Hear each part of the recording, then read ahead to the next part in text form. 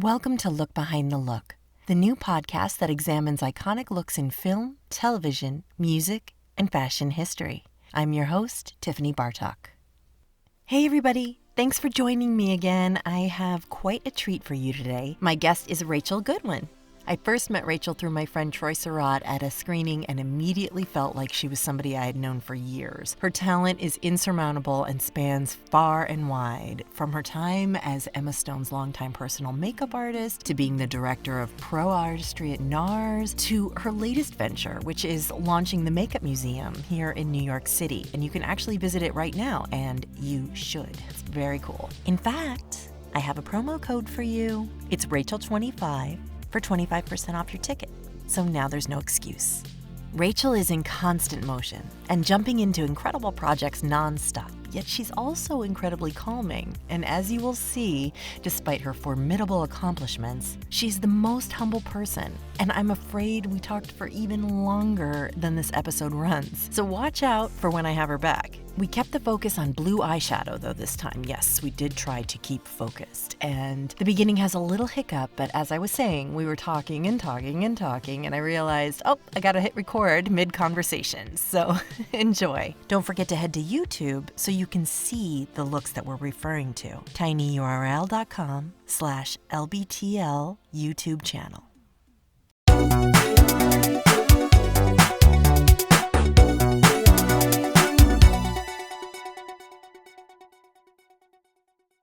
So talking about COVID, we're talking about the new work standard. Yeah, so I had, I had a job yesterday. It was a pretty full-on production, which I haven't really done a lot of since I came back. My first job back was actually for the Democratic National Convention with Julia Louis-Dreyfus, which was kind of big, but like a very crazy way to re-enter the world of beauty and also politics at the same time. So that my worlds collided there. And that was a pretty intense. I had to be tested, of course. Lots of protocol, very stringent protocol. And so I kind of entered back in full mask and shield and gloves and all the things. And then from there, it was kind of a little less, it's been a little less intense. Every job, if it's a shoot, maybe it's like a little bit more of a social distance and a mask. Everyone has been really great, I think, about like really getting it. And I think what we all just want is to be able to go back to work. It's hard for me, I think, because a little bit of the spontaneity has been kind of sucked out of it. Like you have to be a lot more calculated, a lot more planned. I think I create unique kits for clients like that I only use on them. It's a little bit more work for us for sure on the makeup artist end. It's a lot more stress. We already had a lot of stress, and now this is like another layer of stress. And we're so intimately close to our clients, as you know. And I think this has become, a little bit more almost like I feel like I'm a practitioner versus like an artist. Super medical. Very, yeah. And I miss the like spontaneity of it, but I know you in particular work with your hands like crazy, and you really get in like clay. And so I remember you saying that in maybe an IG live that you were like, I don't want to stop working on my hands. Did you find a tool that warms up the product the way that you want it to? Are you nothing replaces the fingers for when it comes to how things move into the skin and how they look. For me, it'll never be exactly the same, but it's just sort of where we're at the moment. And then hopefully, when I'm tested and I've been like, and I'm using my hands and I know that everything is clean and sterile or whatever, I don't feel as panicked about that anymore. It's like, especially if it's a client that I work with regularly and everyone's being really safe. But yeah, we're being, as we always are, we're kind of on the way that we are as artists, like we are just in it, and we kind of don't, our safety seems to usually come like way after everyone else's in general. I mean, we're used to just plowing through and going to work when we may or may not feel good. I mean, things have changed a lot, and I think they don't necessarily need to go back to the way they were. I think there's some good changes that are going to come from this.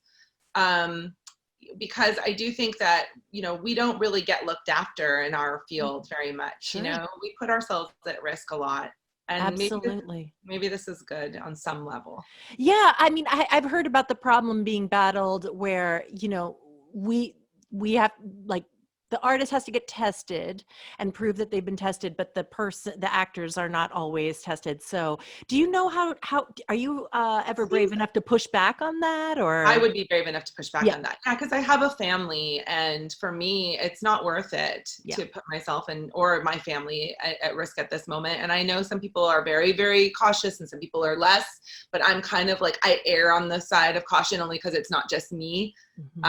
As you know, as a mom, it's like I have to look out for my whole family, and so it's a little bit, I'm taking it. Each job I kind of consider it, the whole thing, is this worth it? Whether it's a financial choice or a creative choice, or it's a client that I've worked with for a very long time. And it's not as hard for me in that way because that's kind of how I've always run my career. So that's it's like, great. I always ask my agent, is it art? Is it money? Is it art and money? Or is it something that I want to, is it something that I just have always wanted to do? That I haven't, because I have like my bucket list of things like maybe I haven't done yet, or, is it a client I've always wanted to work with and never had the chance? I take each one, and I've always thought of them as like, I have to know why I show up, or I'm not really like in it, I guess. That's great. That's really great. No, that's so important. What your career, I mean, every time you say one sentence, I can think of 10 things that I want to ask you about that sentence. So I'm sorry, but I'm like, your career is so long and varied, and you've worked very strategically about it. Is that by design, or did you just happen to be on the path? Like, did you always have a vision? I think I don't know that I always had a vision per se. I mean, I always wanted to, I think if I was really honest, what I would always want to, if there was any legacy component of anything I was trying to do, it was just like, if someone could tell me that they knew it was my work without seeing who did it, then I would feel like I was successful. Like, oh, that's beautiful. That I've always I know every artist's work without ever I could be like, oh, that was blah, blah, blah. Oh, that was, because I can just see it. I know their style, their approach, their way, their aesthetic. And so when I see someone else's work, I respond to it. And so like, for me, I'm like, oh, that's success, like for someone to be like, oh, that was Rachel. Of course it was Rachel. I knew it. Like, that would be big. But I think out of there was no other design outside of that, really just trying to make my mark literally. And I think, stand out and have my own way of approaching beauty that I think is uniquely mine. And then also I think, what I just spoke about, which I've always made choices based on my intuition, whether or not I really want to be there, based on what exactly. Sometimes you do make a financial decision. You go, okay, this is a money job, and that's fine. We all need to make a living, but I always need to go, yeah, I knew I took this because I wanted the paycheck, or I took this job because I really wanted to create with this artist. I wanted to collaborate with this photographer or this hairdresser or whoever, the team. Or when you get lucky enough to be on a job where you get to be creative and make money, that's like the next level of art and commerce, happiness, joy. And can you think of one? Can you think of one where that all came together?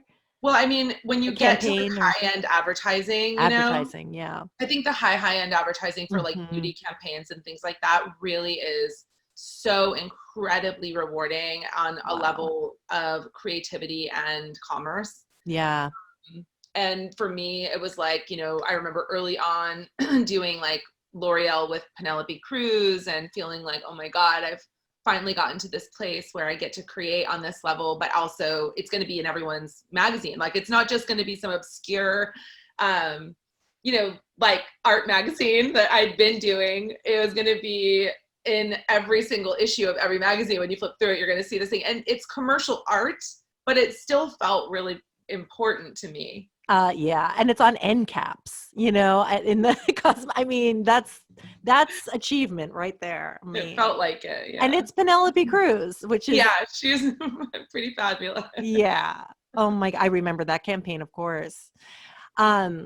Wait, okay, so we were talking about your career, and I was reading, I've read so many vibrant bios, because I feel like there are different things about your career that people pick up on. You know, what I picked up on was your inspiration from Linda Cantello, who a lot of people don't know about. And I was wondering if you could talk about her a little bit. You know, Linda's an under the radar kind of artist. She, unfortunately, there was a time period in which she was literally doing every major campaign and every cover of Vogue. I mean, she was a very, very impactful artist in the fashion world. And, you know, I know we're going to talk more about Blue Eyeshadow, and I can't wait to, but like, she's one of the queens of color in my mind. The way she used color was so remarkable to me as a young artist, especially, you know, my heroes were people like Serge Lutens and Topolino, and, you know, I Stéphane Marais, like his sensibility, Pat, of course, no one can be in the makeup world without Pat. And of course, Kevin, who is a personal hero from a makeup perspective and also more of like a human perspective. But Linda I was lucky enough to work alongside Linda and get to watch her approach and be yelled at by Linda, screamed at by Linda many times, and learn a shit ton from Linda. Sorry for swearing, but learn about what it meant to carry your professional self in a particular way, in which she just had, I guess what I think the thing that I loved the most about the way she worked was the innate nature of her talent. And I strived and longed for that flow state that she always seemed to be able to be in. It didn't seem hugely like a huge effort. It was kind of just flowing out of her. Wow. And it was spontaneous, and it was, there was not a lot of logic involved. It was very much like intuitive, and that's very female, very feminine to me. And I think that that's something I took from my time with her, and I still use to this day. It's the intuitive nature and the impulsive nature of it, like, and not getting stuck, like just letting things kind of come through me. Because when I'm doing makeup, I'm really not in my logic self anymore. I'm somewhere else. So I'm just kind of in my flow, and I'm just sort of like using my hands and my tools to convey a message, but it's not me necessarily. It's kind of coming through me. It's not really mine. So I've read that about you being shaman-esque. Really? No. Who said that? It was somewhere. I think it was Violet Gray. And they was like, you know, they said that you were, you know, what would you like to express today? Never like, you never put a look on someone. No. Right. Yeah, and I think that really comes through, you know? Yeah. I like to talk to women about what they are feeling, how they're feeling, who they look up to as far as like, you know, beauty icons, personal beauty icons, because I learned so much about what a woman desires to channel through like who she admires and the kind of beauty she admires, you know? And I think we all have those kind of women. We don't know exactly why we're so attracted to them, or we find them to be like totally enchanting or whatever, but we really identify with some part of their persona. And I recently learned that, you know, mask, the Latin term for mask is persona, which makes so much sense now. It's like so interesting, right? But I look at women and I think like, okay, if they love that woman, you know, if you're telling me you love Sophia Loren and you're like absolutely obsessed with her beauty, like there's a part of you that kind of has that type of, you know, that it wants to channel that spirit, that sensuality, the sexuality, the glamour of that. And I think helping women get there when they don't know how is like, that's so great. Exciting for me. I live for that. I love it. I want to help them do that. Like, that's all I want to do.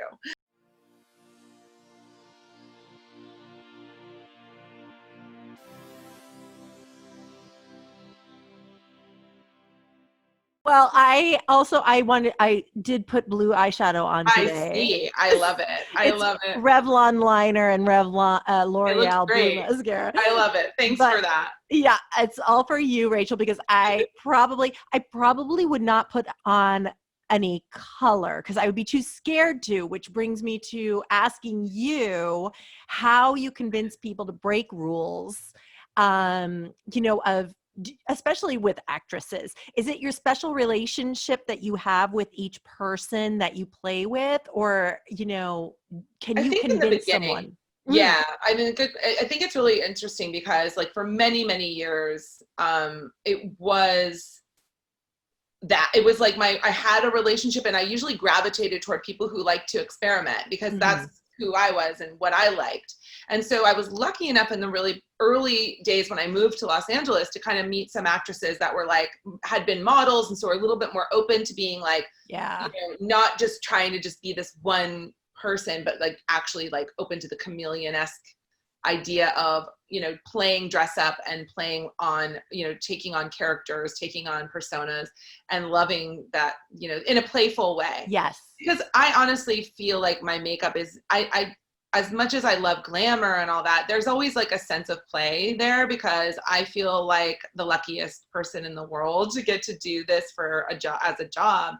And so I never take it too seriously. And I like to play with women who don't take it that seriously either, are just like, let's do it. Why not? Like, let's play. Yeah, sure. Pink, let's do it. Like, that kind of thing. And so early on, I met January Jones when I first moved to LA many years ago. Like, God, it was like 16 years ago. Was it Mad Men time or before? It was before, way before she got Mad Men. Oh, wow. It was like, yeah, she was a baby. We were both babies. And, she was a model and, we just started playing around. She really let me have fun. Like I had come from the fashion world and she had come from the fashion world. And so she was just like, oh, great. Like we speak the same language and we didn't take it too seriously. She was kind of very much a chameleon. She was like, yeah, let's do it. Why not? I don't care. Like she wasn't attached to, oh, I have to look good for others. Like she was just wanting to look good for herself. And if she was having fun, then it all worked. So we were so freeing. Yeah. And she was, I didn't feel the pressure because I knew our relationship was solid. And it's like, if the press didn't like it, wasn't like she was going to can me. Like, well, we tried that and people didn't like it, but she didn't care. She was so punk rock. She's always been so punk rock that way. Like she honestly really has a sense of who she is and does not she just doesn't have any, she's not attached to her, to this one specific, like, it's almost like that's a projection. And she's like, yeah, this is who I am. And that's just a projection. And we have fun. And if people like it, they do. And if not, I liked it. Yeah. And I was like, wow, that was so, so empowering. I think for me early on, she became a muse for me that I could just mess around and experiment. And we did. And we were really doing things on the red carpet that people were not doing early on. It's surprising to think, and it's shocking how brave that is. You know what I mean? At that time, it really was. There was only pretty much straight up glamour. That was it. Like very, very rigid standards for red carpet versus editorial. And we were like, why? That's so boring. Like, why can't we take editorial inspiration and bring it to the red carpet? Like, and so we did. And she let me. I mean, we did the Met Gala. I remember she wore Chanel. I was working with Chanel at the time. And we did these like crazy, like Susie Sue, kind of crazy cat eyes. I took her eyebrows off. And it was like, she looked like an alien from a McQueen runway. And it was amazing. And I loved it. And people were like, whoa. Cause at that time you just didn't do stuff like that. Yet nowadays, I mean, you remember the last Met Gala we had, it was like, you would think that was like the norm now, but at that point it seemed really, really out of alignment with what was happening. And so she was she really helped me, develop my style and to not ever feel like I had to, fit in to and now I feel almost boring now compared to what's going on the red carpet. But I'm like, because I was doing that a very long time ago, and now everyone's doing it, and so I'm like, oh, now I feel like I'm almost going the other way. I know, but I think we all are too, because it's just getting exhausting to just it's like dun, dun, dun, dun, dun, dun, how far are we gonna take? Where are we gonna go? It's just getting too much. It's too much. But so the blue eyeshadow that I love, of course, Uh-huh. and then brought me down the rabbit hole of all your blue eyeshadow.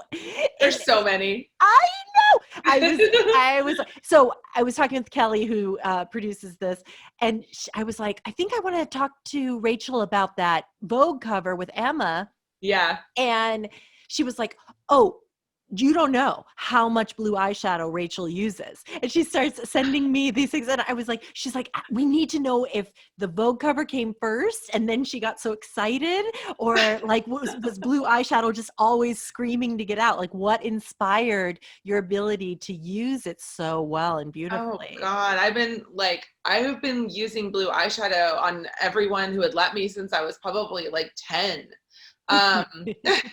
Really, honestly. Yeah, for me, it really started like that, I think was the catalyst, like for my entire approach to makeup really started when I was probably around 6, between 5 and 6. I was, would play albums. My mother had a huge album collection, and I would play this Donna Summer album that, I don't know if you remember the cover of it, but it's like this, she's kind of like tilted her hair, her head's tilted back, and she's like got these glossy red lips and this blue eyeshadow, like really shimmery eyeshadow. And I would just stare at this picture of this woman that I just thought, is there anything more sexy or glamorous? I didn't even know what sexy meant. I just knew that was something that was like powerful. Like she was speaking like a language I didn't know, and I just like wanted to know what it was. And I think the disco era, for me, I witnessed through my mother, was colorful, and it was sexy and like, I don't know, dynamic and wildly exciting to look at. And I think that my blue eyeshadow fixation started there. I love it. As a little girl. And then I was constantly drawing glamorous women. Like I would draw on my mother's friends. I would do their portraits and I would give it to them. And I have like they always had blue eyeshadow on. They would always have like. That is so precious. Yeah, it's so crazy. I love that. So when I really started, and I mean, if you look back, like Linda, for instance, I'll never forget it. When Linda did the Tom Ford campaign in the 90s, and she did like with Amber and everyone, and there was like the blue eyeshadow moment that she created. I remember being like, it just like cemented in me the knowing that I would do this for a living. Like, this is what I was meant to do. I was meant to like be out there with these otherworldly people creating otherworldly women's looks on, forever. And that particular the Versace campaign, and then the Tom Ford, like there was like moments where it was like one was more turquoise, but the Tom Ford was like this navy moment. And so for me, it was always like a thing I gravitated toward. And there were movies that impacted me as well. Like film was hugely influential on me and my aesthetic. Blue Velvet, for instance, with Isabella Rossellini, Buffalo 66. Yes. There was something about blue eyeshadow and a combination of blue and red together, especially, that always really spoke to me. And that you can see in my work, I've used a few times in different shades and combinations, but similarly. And why that Vogue cover felt so wonderful when it happened was because I got to create that in the most like fluid way. That was just those were just the right choices for that moment. But it's like everything led up to that moment. Like, it was meant to look like that. Like, that was the most me Vogue cover I've ever done. Like, I think it all came together. Yeah. Like, this is it. This is your Donna Summer album. Yeah. This is my Donna Summer album cover. I mean, it's really exquisite. You Thank must have you. been so damn excited. And I then, remember having to get on the plane that night and come back to Los Angeles after the shoot. And I remember falling asleep on the plane with like a smile on my face. oh, I was so happy. Like, I love it was such a happy moment. I was like, cause I just knew, when sometimes you just know, like we got this image that was just so impactful. Like it was an image that if I saw it on the magazine rack, I'd be like, I have to pick it up. And like, that's really my, test of whether or not I think my work is good, is like, would I gravitate toward that? Would I want to pick it up if I saw it on a magazine stand? Like if the answer is yes, then yeah. That is such a good standard to live by too, because like sometimes you just get caught up in the work and you don't stand back and look at it and go, wait a minute, let me stop. Is this something that I would Me in be my drawn track? to? Yes. Yeah. Oh, I mean, it must have felt like such an accomplishment. How did that idea come together? Was it like proposed that you would do a color? It wasn't. I mean, it really was sort of like dictated by the clothing, honestly. I mean, we were kind of doing that day. I was working with Craig McDean, who, again, like for me is one of the best photographers in the world still, and still to this day. And was a photographer that had a huge influence on my eye when I was coming up as an artist, like a young artist. His work in ID, and the work he did with Graph, and so many others, just like really warmed my eye. And so when I finally got to the point in my career where I got to work with Craig McDean, it was like a big deal to me. And getting to be like in those creative conversations and back and forth of like, well, what are we, how is this coming together? And the thing about the fluidity, going back to that, like staying fluid is so important, because I think we came into it kind of creating one story. And then as we sort of like had her there and the clothes and the hair and the everything, we, back and forth, it's like adding, taking away. And then eventually landing at the place where you're like looking at it and going, oh, it needs this, and being able to like instantly just go on. I put the red lip on. She had the eyes for, the first part of the shoot. And then eventually we were just looking at it. It's like, I think it also needs a lip. I know that sounds crazy, but like it just felt right. And so I went in on set and added the lip. And then that on the move. Yeah. Stop it. I mean, my next question for you was, how long did it take to make this lip? Because it's perfect. About 60 seconds. Stop it. Yeah. Do you remember? Was literally with everyone watching me, waiting for me to finish it while I'm in silence on a set. No. Oh my God. No pressure at all. No, none. Speaking of pressure, is the pressure, what's the pressure like with a Vogue cover? I've never asked anybody, how does that feel when you're like, guys, I just picture everybody like in the movie, like this is Vogue. Yeah. I feel like Emma would be more laid back about that. It's just another shoot, or is there a lot of pressure? It's definitely not just another shoot. It's a palpable, amazing accomplishment. I know that, for me, I think everyone who's in the room knows how lucky they are to be in the room and to get to make those creative decisions for a masthead that has such remarkable legacy and has, especially for me, British Vogue with Edward at the helm is like the crowning jewel of Vogues for me. Not necessarily, Edward is a visionary and an incredible creative force, and he has, I think shown just I followed his career since the beginning. I was lucky enough to get to work with him at W before he took over at Vogue. And so when he did take over at Vogue, and his first cover that he came out, it was just like broke the internet cover with Pat. Again, these are legends. Like, he knows beauty, he knows makeup, he knows culture, he knows he's so conceptual, he's so he's one of a kind. So for me, like, I was not like, oh, this is no big deal. Like, it was a big deal for me because it's something that I've strived for, and getting to do it with Emma is like, what a gift, because we have that, and we have that sort of unspoken camaraderie and relationship that like, it's like, still we can say like, this is so exciting. It's like, pinch me moment, and you don't feel like self-conscious or weird about it. It's like, this is such a gift. How I exciting. can see on your face that you like truly love her so I love much. her. Yeah. How long have you guys been working together? Since Superbad. So like Since Superbad. 2007, I met her on her first film. Yeah. So I've been working with her since the very beginning. I'm her whitey, she says. Oh. The other time that when you did British Vogue, it was blue as well. Which was a deep jewelly blue. Yeah. There's all shades of blue. Bizarre.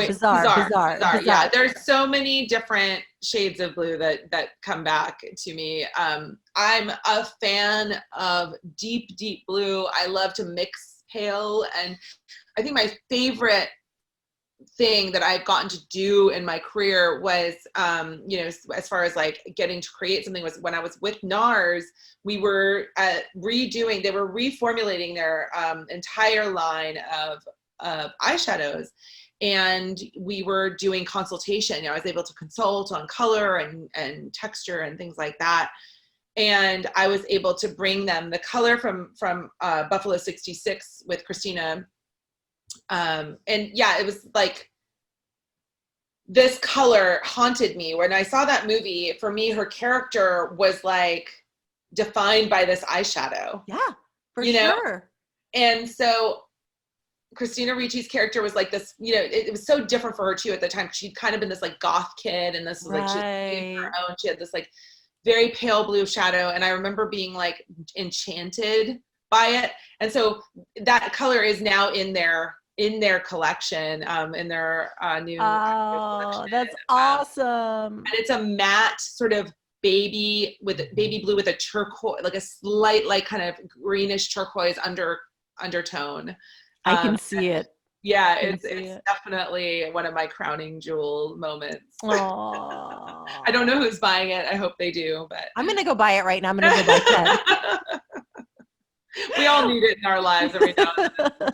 I mean, I think so. And it's always so refreshing when you see other people's reactions to. And then, what do you say to people who say, "I could never, I can't do that"? Then you can't. If you think you can never, you never can. So true. That's what I say. So true.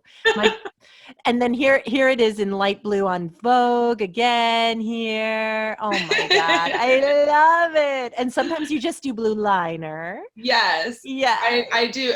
Sometimes I just do blue liner. Sometimes, you can sneak in. Sometimes I've even done just like literally on the waterline, I've just snuck in a little bit of blue. Like sometimes I'll just do, where I'm like, okay, is this the right moment for this? Or, I like there to always be some surprise element in a makeup that I do, like something slightly unconventional, and subtle. It doesn't need to be like, oh my God, like the cover that we're talking about. And, it doesn't need to be so bold or off-putting for people, or, something that they feel like, oh, I could never do that. It's, color makes us dream, and color takes us out of the mundane daily experience. I mean, when you look at a color, you have an experience that is nonverbal, but it's important what you're experiencing nonetheless. Right. And blue has a lot of spiritual connotations. Yeah. And it has a lot of connotations that sort of people may or may not understand what exactly how they're experiencing it, but they are. And so, there's all kinds of things that we associate with blue. It's like, it's a color that we think of as calming, or sometimes it can be sort of like I said, divine almost. And also it has a regality. There's like something very regal about it. So true. And removes you from the person in a way that's like, there's an artificiality element there that you're almost like, you are drawn and also pushed back at the same time. Like you're drawn in, and you're also sort of given this, like, I want to review, like, I want to revel in this. I want to look at it again. My eyes kind of can't move away. And I think that's how I feel when I look at it. So when I'm using it, like, that's how I think I want other people to feel. Cause I always say, like, I'm a very emotional person. And so my makeup is like, I want it to, instigate an emotion in other people. Like I want the makeup to feel emotional to whoever's looking at it too. Well, I think you definitely succeed in that. It looks so playful and Yeah. yet really elegant, you know, like the one I wanted to ask you about before I lose you was the one where that's like paints of different colors. Oh yeah. You know, what was that day? What happened that day? It was really, that's my Makeup Forever Flash palette, which I've never been Oh, without really? since, like, day one. Yeah, it's just like, I basically just started messing around. We were at the end of the shoot and we kind of had done a few looks and they were beautiful, but I was like, let's just mess around and see what happens. And, you know, again, the safety of having a photographer who kind of lets you do that and a model who's open to that, it's critical to the creative process. But I think, you know, it was just sort of like, again, finger paint, like play. And for me, that's when good stuff happens, is when I'm not getting in my own way, when I'm not overthinking it, when I'm not trying to make it into, you know, oh, what would someone else do? What would be the right thing to do? Like get rid of all that like self-talk and just be like, what do I want to see right now? Like if I'm just like messing around, what do I want to see? And like what makes me like literally giddy? And that's what happens. And so that moment was just like, it was really fast. It was at the end of the shoot. Again, things happen for me. I work quickly.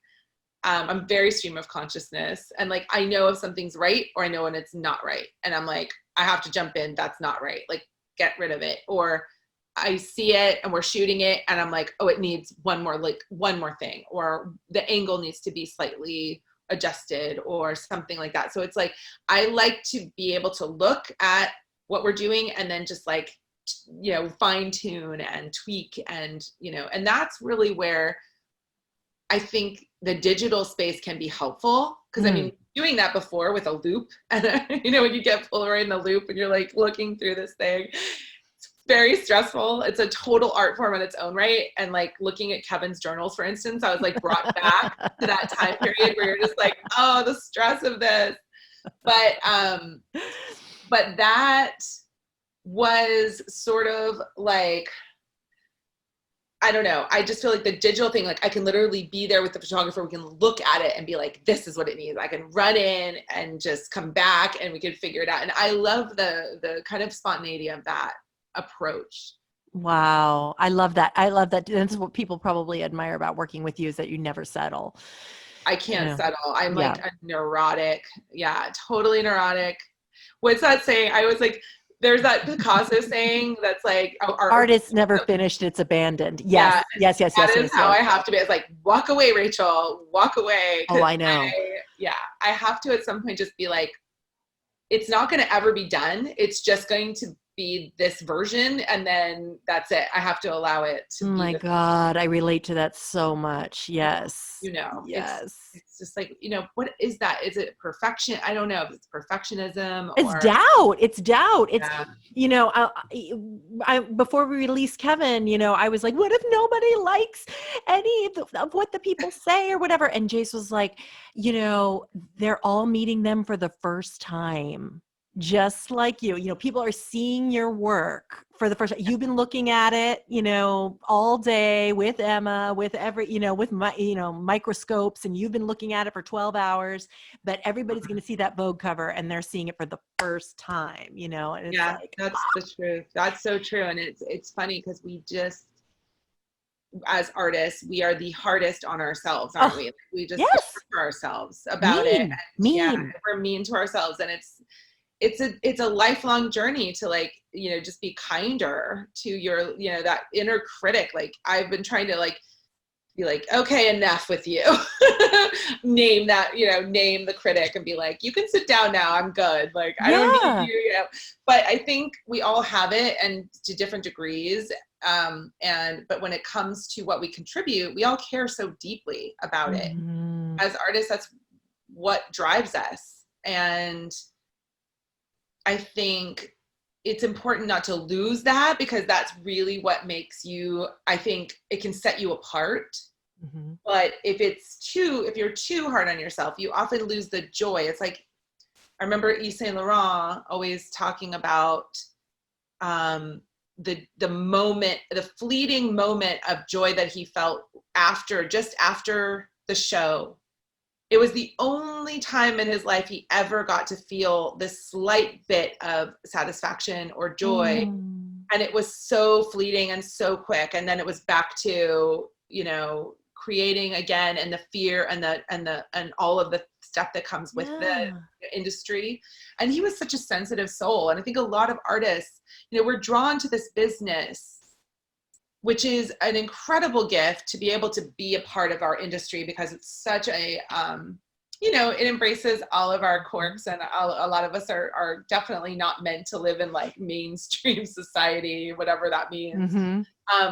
But creatives tend to be sensitive people, and we deal with an enormous amount of rejection and people and just unfair circumstances, things that don't make sense, arbitrary things, rules that have been set up that nobody questions. And I think you can, as an artist, get pummeled by this stuff really easily. And I've seen a lot of really sensitive, amazing humans not be able to survive it. And literally. And including, Kevin. I mean, there were other outlying circumstances. But with Kevin specifically, it even like, and my friend Jake, there's people that are just, it's a very, you have to be kind to yourself and know that like you're not going to be for everyone. You're going to be for the people you are for. And your energy is going to draw the right people for you, and to not let yourself, be as hard on yourself as our business is on us, because we can't take it. Literally, we cannot. I know. I'm trying so hard not to cry right now. I can't believe you're talking about all these things I've been thinking about all day. And as a matter of fact, on my notes for you, I wish I could just show you my screen. I wrote, "Why are you so kind?" Oh my God. As one of my questions, because I feel like it's part of your longevity is that you do lead with kindness, and your tribe is kind. Troy, how gracious is it that Troy introduced us? It's really generous. Some people just keep everybody to themselves, you know what I mean, and live their lives like on their path that I've got my blinders on and I'm doing my thing, and to give without knowing if you're going to get things back is just so brave. I think that compassion is like I come from a pretty crazy background. I don't come from a typical background. I think my path has been very forged in fire, and I am super proud of that. But everything that I've accomplished has been, by hard work and love and dedication to a craft that, for whatever reason, found me at a very early age. And ultimately, I credit for saving me and setting me on a path that is now a life that I have built for myself, that I sometimes can't believe I've created, based on the fact of where I came from. You would say, like, how on earth? So, I came up in a as a foster child. I definitely did not have anyone sort of at the helm of helping me. I didn't know anyone in this industry. I didn't have any sort of entree into it. Everything was hard won, and everything was just gut response. Like, I was fully led to it and just followed that intuition like over and over again. And it wasn't easy. It was a hard journey. I had moments where I doubted I would ever make anything of myself, and why did I give up everything to do this thing that like may or may not end up panning out? But all along the way, I never gave up on it. And I think that the people that I surrounded myself with coming up felt like the same. They shared those values. Like, they shared that core like passion for this, like against all odds, just keep going. You can't give up on it, because it's something that when you get to do it is so incredible. Like, all the nonsense aside, all of the craziness of our industry aside, and when you get to be in those rooms, when you get to be in that creative flow, when you get to be in a collaborative team where you guys are all everybody's lifting each other up and just making something that's seemingly frivolous but like also super important. Yes, right. The ultimate contradiction. Juxtaposition, again, another theme in my life. And that's like where it's just so joyful to me. I'm like, I don't know if I mean, kindness matters to me. It matters to me on everything. And I remember someone telling me when I first started in our industry, like, be careful how you speak to everyone, because this is a small business. Like, it's a business built on friendships and relationships. And the editor that you're working with right now at like Teen People may end up at Teen Vogue, or may end up at Harper's Bazaar.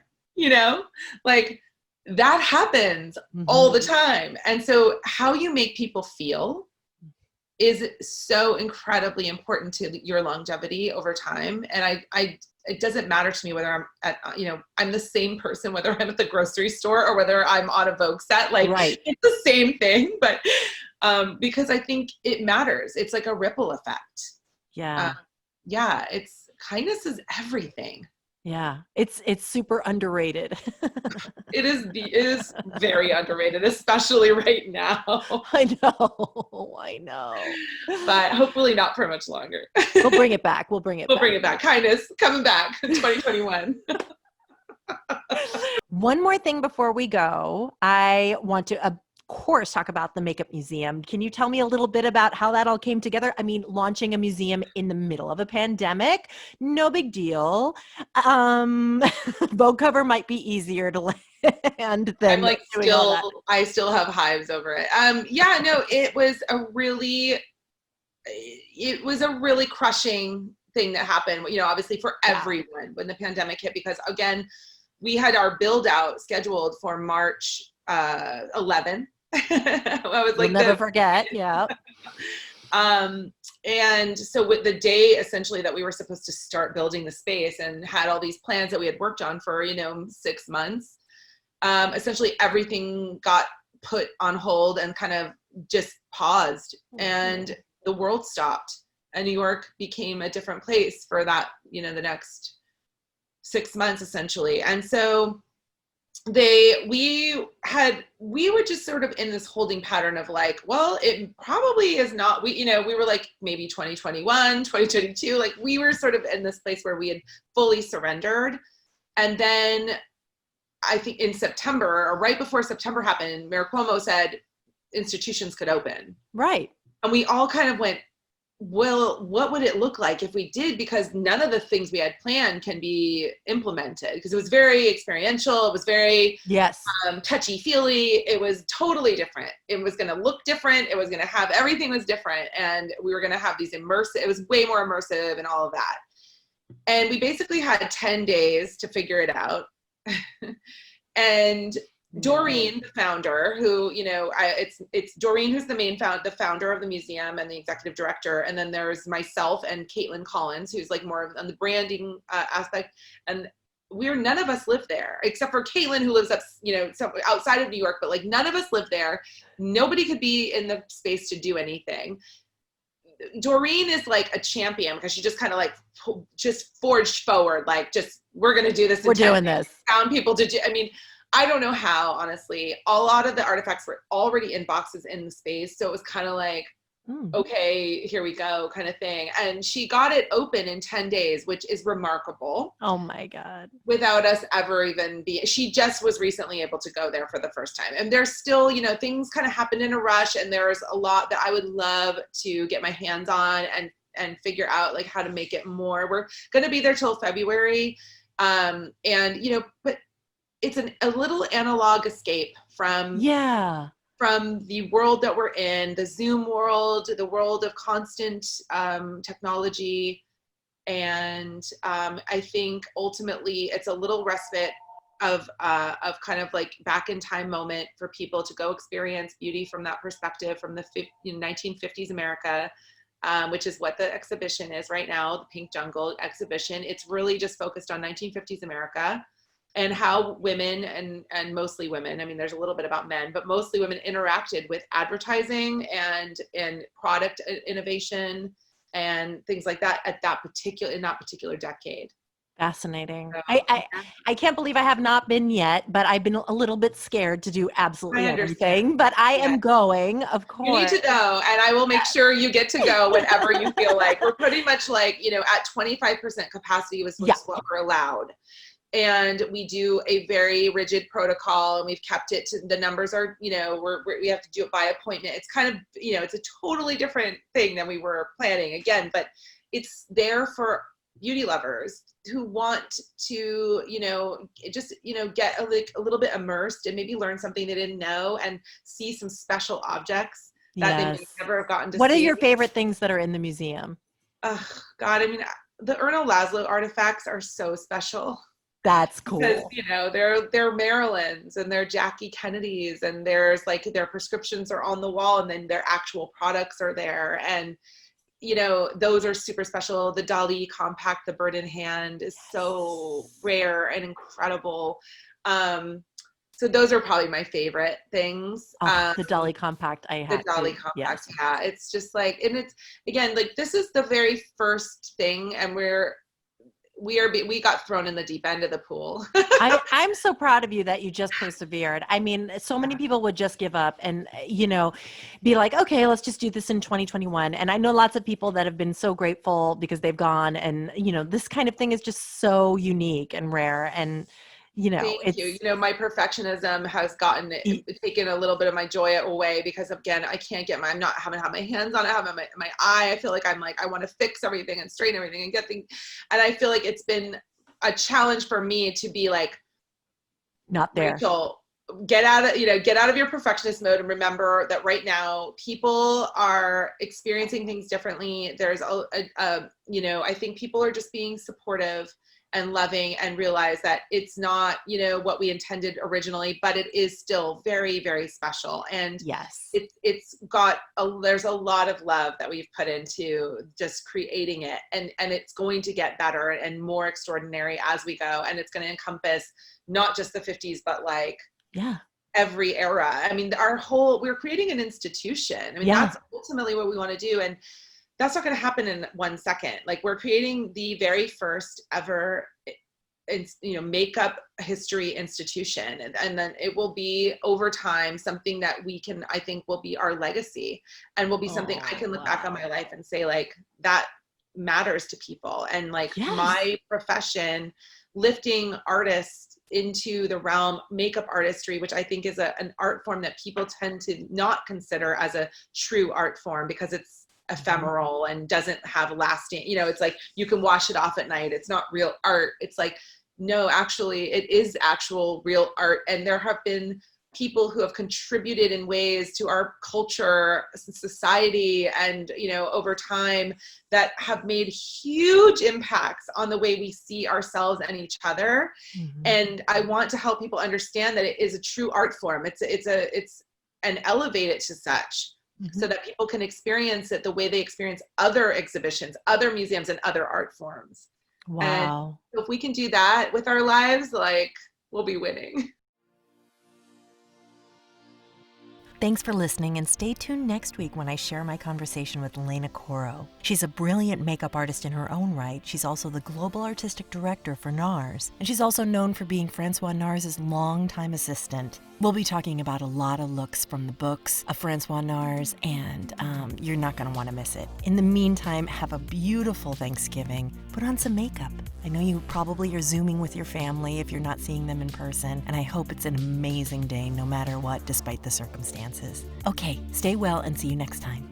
Look Behind the Look is a Vinyl Foot production, written by me, your host, Tiffany Bartok, produced by Jace Bartok, and produced and edited by Kelly Riley. If you're interested in learning more, find our video version on the YouTube channel Look Behind the Look podcast. There you can see rare photos and clips from our guests. And please follow us on Twitter at LookBehindPod and Instagram at LookBehindTheLook. If you like the show, please rate, review, and subscribe. And tell your friends and spread the word. You can subscribe to us on iTunes or any podcatcher of your choice. Thanks for listening to Look Behind the Look.